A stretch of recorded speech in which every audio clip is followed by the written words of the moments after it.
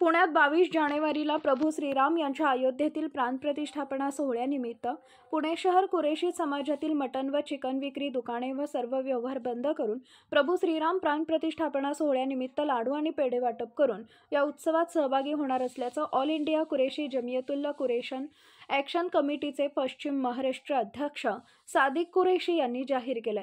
आज कुरेशी समाजाची महत्त्वपूर्ण बैठक पार पडली, त्यावेळी सर्वानुमते हा निर्णय झाला असल्याचं कुरेशी यांनी सांगितलंय.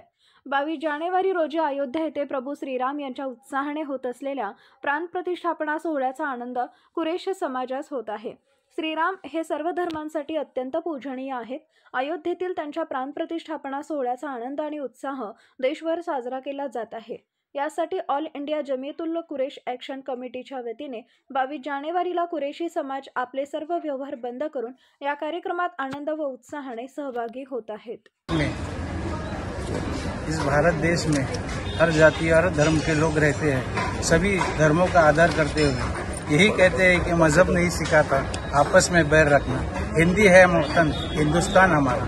यही नारा लेकर ये मिशन लेकर चल रहे ऑल इंडिया जमियतुल्लाह कुरेश आपको बधाई देती है और हम उस दिन 22 तारीख को अपना कारोबार बंद रखेंगे ऐसा गवाही देते हैं. 22 तारखेला राम जन्मभूमी इथं अयोध्यामध्ये प्राण प्रतिष्ठापनेचा सोहळा आम्ही सर्व कुरेशी समाजाच्या वतीने सर्व आम्ही पुणे शहरातले मार्गे सर्व बंद करून दुकानं बंद करून या सोहळ्यात आम्ही उत्साहाने आम्ही या कार्यक्रमामध्ये सामील झालेले आहेत. आणि आम्ही पुणे शहरातले खडकी, कसबा, पिंपरी सर्व पुणे शहर या भागातले सर्व व्यावसायिक नागरिक आम्ही या उत्सवामध्ये सामील झालेले आहेत.